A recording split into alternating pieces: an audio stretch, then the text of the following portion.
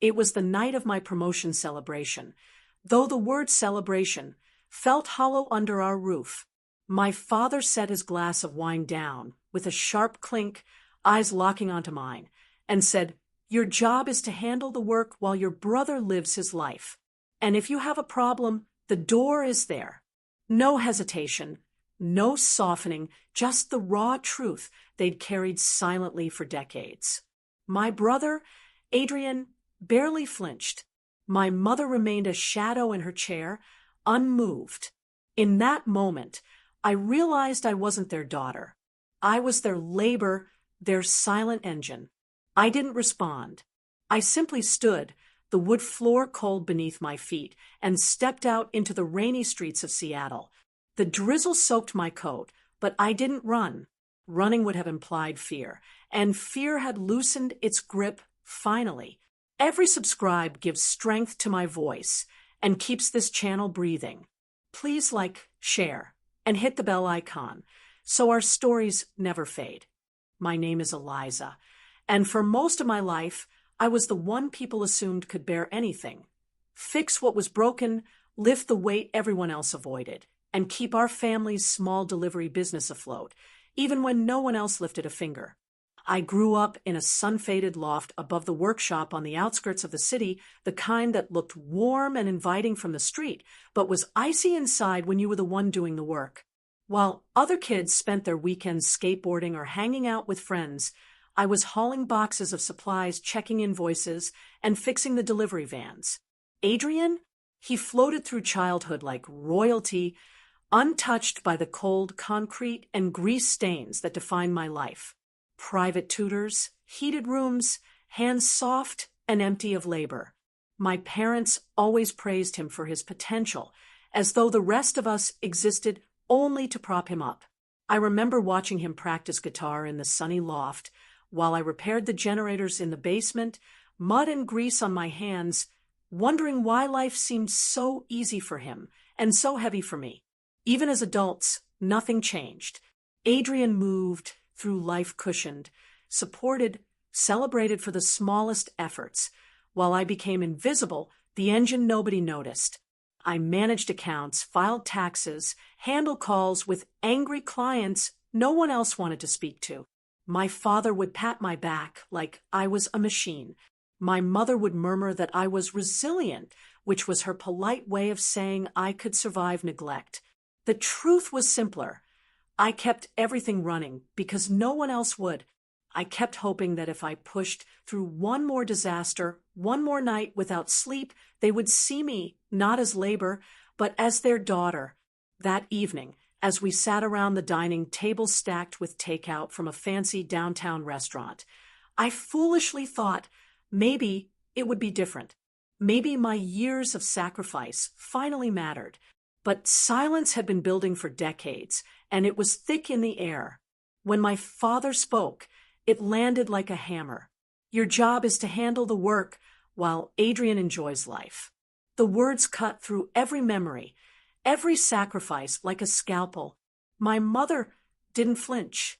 Adrian adjusted his chair, smiling faintly as if the hierarchy had just been formally declared. I felt the old storm inside me shift into clarity. I took a deep breath. My father waved off my attempt to respond. "If you have a problem, the door is there," he added casually. That was it. Years of effort. Every bill I managed, every call I answered, every crisis I quietly solved, reduced to dismissal, so precise it didn't even sound angry. It sounded rehearsed, familiar. They had been waiting for me to finally question the arrangement, and now it was spoken aloud. I glanced around the table. No one looked conflicted. My father was unbothered, rigid. My mother silent. Adrian smiled, faintly, like he'd been expecting this moment all along.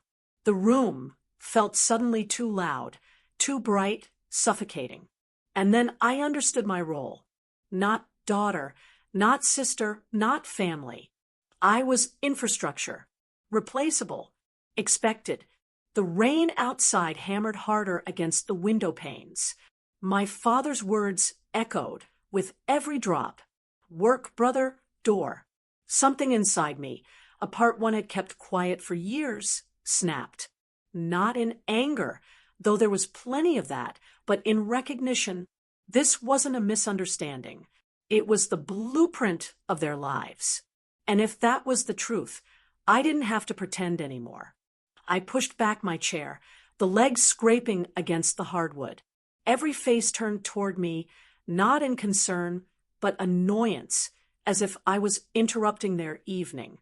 I felt a strange calm settle over me. Fine, I said, my voice level steady. I'll leave, and you can start paying your own bills. Finally, something shifted. My father's jaw twitched. My mother's eyes widened. Adrian froze mid-grin. They understood what I meant. They just didn't expect me to have the spine to say it. I reached for the key ring at my belt, the keys to the workshop, delivery vans, storage rooms, everything they relied on me to control. I unclipped them and let them clatter onto the table. The sound wasn't loud, but it cut clean through the air. No one moved. I walked to the loft's back door, opening it to the chilly night air. Rain gusted inside, scattering napkins, extinguishing the single candle on the table. My mother gasped. My father cursed softly. Adrian whined about his coat, getting wet. I didn't look back. I stepped into the storm, letting the rain soak me completely. I didn't run. I simply walked, each step an affirmation that this was the last time I would bear their burdens. 40 minutes later, I unlocked the door to my tiny apartment downtown. Warm air greeted me, scented with coffee and books. My apartment, my real sanctuary, was thriving, calm, mine. I went straight to my laptop, each click deliberate. Cancel recurring payments. Revoke shared access. Remove my authorization for anything tied to the workshop. Every click was a breath I hadn't allowed myself to take in years. Then I opened the folder I had been avoiding. Inside was the paperwork for the savings account my grandmother had set aside for me. $120,000. Gone. Stolen years ago. The signature on the withdrawal form wasn't mine. My mother's handwriting twisted delicately across the page, hiding her deception in elegance. Not anger this time. Clarity. They hadn't just used me, they had stolen my future and funneled it into Adrian's comfort. I closed the folder carefully, as if closing it could also close the years of hope I'd invested in them. They wanted me to leave. Fine. But they had no idea what it meant when the person who had held their world finally let go. The silence lasted almost a full day, expectant, like waiting for a glass to shatter. I knew the pattern: confusion, irritation, entitlement, all assuming I would return. But I had changed. The next morning, I woke to the familiar hum of the city outside my window, filtered through the curtain of early fog. My apartment smelled faintly of lemon and earth, the faint traces of the small herb garden I nurtured along the windowsill. For the first time in years, I didn't wake to the weight of my family pressing down on my chest. No bills waiting for me to fix. No deliveries delayed because of someone else's negligence. Just the quiet promise of a life that belonged to me. And then my phone buzzed. Eliza, the text read, "Your parents are here. They say it's urgent." I stared at the screen for a long moment, letting the words settle. Urgent. A word I hadn't heard in connection with them that didn't also carry entitlement. My thumb hovered over the screen. Part of me wanted to ignore it entirely. Part of me, the side drilled to respond to every emergency, whispered that I should go, but the truth was their emergencies had never been mine. Not really. By the time I stepped into the lobby of my office building, the city already pulsed with the usual morning chaos, cars honking, pedestrians hurrying past, coffee in hand. And there, framed against the polished glass doors, were my parents. My father, Martin, looking smaller than I'd ever seen him, My mother, Sylvia, clutching her handbag like it was a lifeboat, and Adrian, his expression smug, but with an edge of uncertainty that hadn't been there the night before. Eliza, Martin started, voice booming, trying for authority but cracking halfway through. This has gone far enough. You need to come home and fix what you broke. I stopped a few feet away, letting the distance speak for me. My heart didn't race. My stomach didn't twist. I was calm, grounded. I didn't break anything. I said quietly, I just stopped holding it together for you. Martin stepped forward, face taut. We have nowhere to go. The landlord's threatening eviction, and the bank account bounced. I raised an eyebrow. That's not my problem. You told me I wasn't family, just labor. Remember the door you offered me? His face shifted, confusion turning to fear. Don't twist my words. I'm not. I interrupted, reaching into the folder I had brought with me. Inside was the copy of the fraudulent withdrawal form from my grandmother's account. The signature wasn't mine, yet it had funded Adrian's downtown apartment for years. I held it up between us. Their eyes went wide. The weight of reality hit Martin like a physical blow.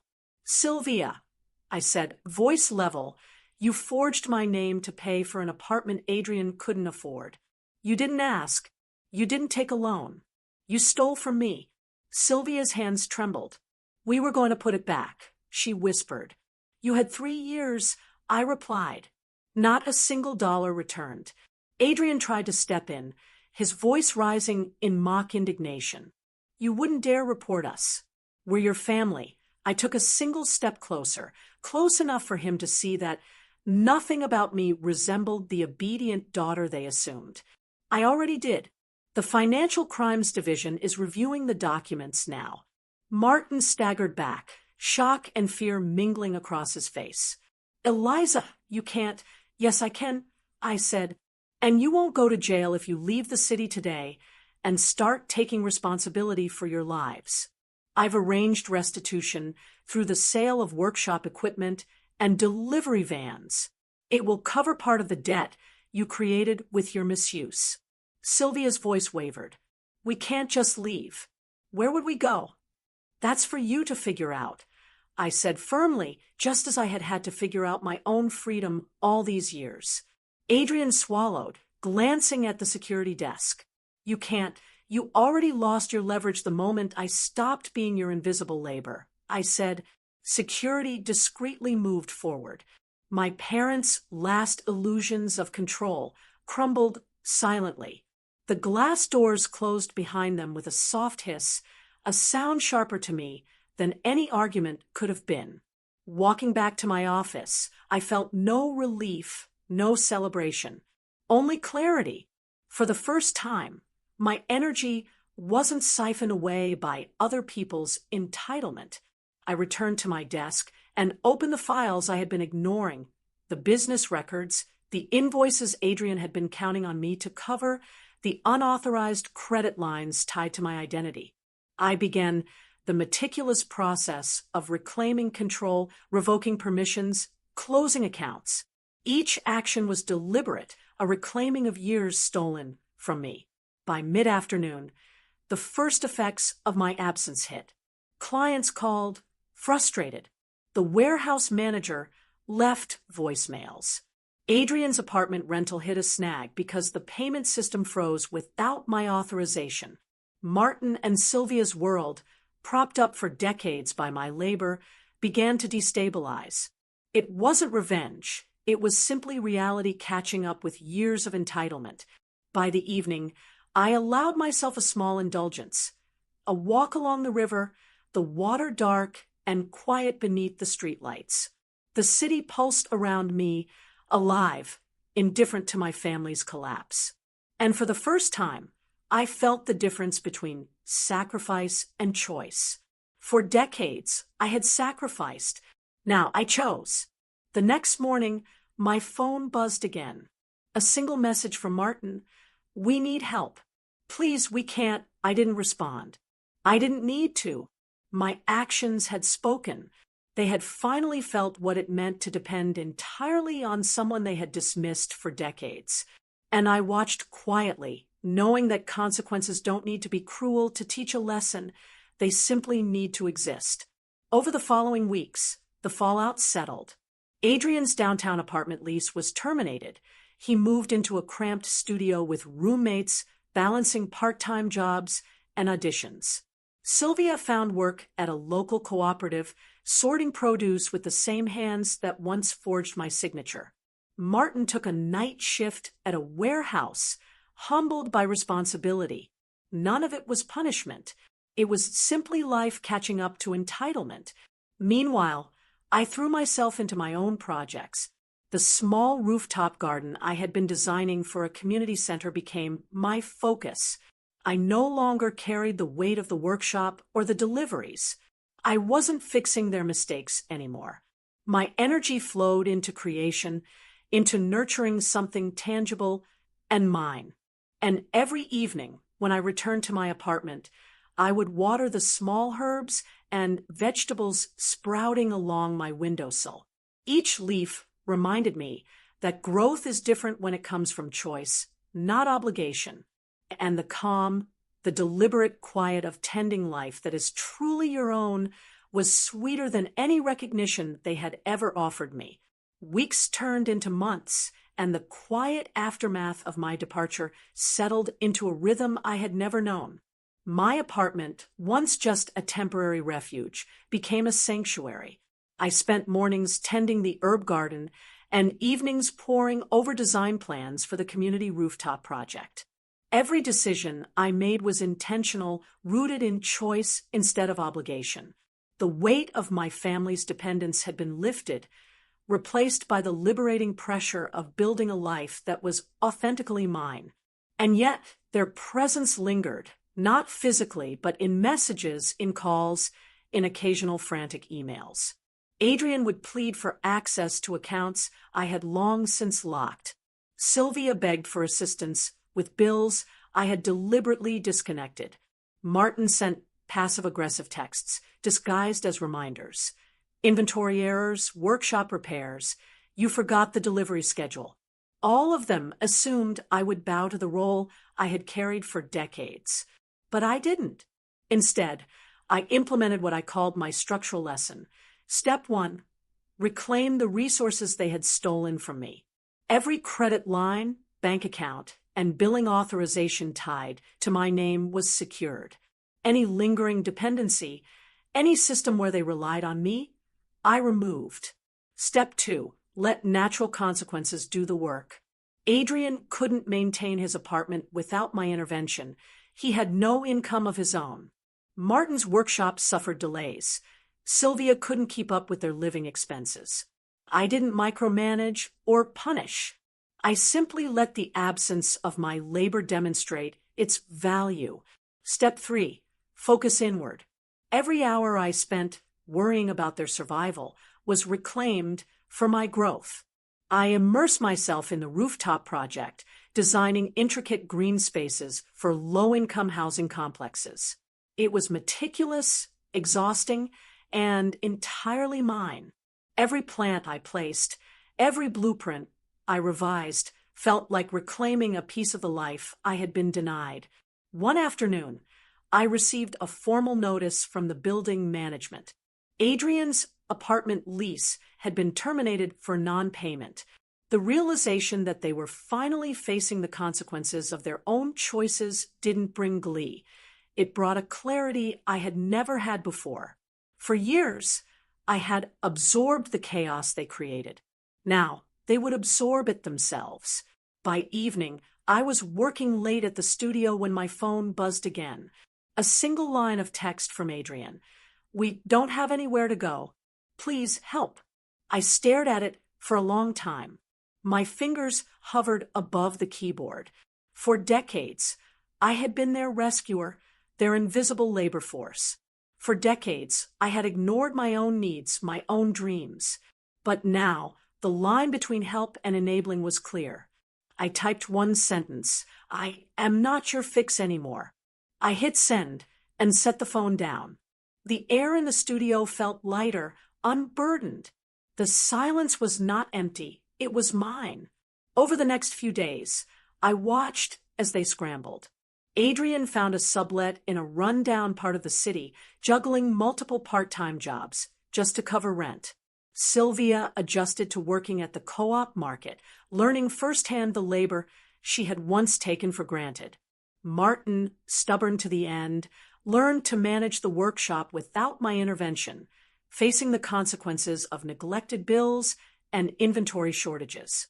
None of it was cruel. It was simply natural. Life finally responding to actions, not entitlement. Meanwhile, my rooftop project flourished. The community residents began to notice the lush greens and flowering spaces emerging above the city streets. Every time I walked among the plants, checking irrigation lines or pruning leaves, I felt a connection to something real, something I had built for myself and others, not for validation, not for duty. Months later, I bought a small plot of land on the outskirts of the city. Overgrown, uneven, and challenging, it was mine entirely. For the first morning there, I knelt in the soil, pressing my palms into the earth. Rain had fallen overnight, mist hovering over the young sprouts. I felt a calm unlike anything I had known, a life created from intention rather than obligation. Every seed I planted was a promise. Growth is possible when you choose it, not when you are forced to bear it. Occasionally, I heard rumors of my parents' struggles. Adrian had started managing multiple roommates just to afford rent. Sylvia worked long hours sorting produce. Martin had taken a night job at a warehouse, his posture slouched under responsibility. They had survived, but differently. Not through my labor, not through my sacrifice, but through the reality of their choices. I didn't celebrate their hardship, but I didn't intervene either. The lesson had been taught, naturally and effectively. The final moment of closure came quietly. I received an email from my grandmother's estate attorney. The remaining funds from her trust, now properly secured, would finally support me as intended.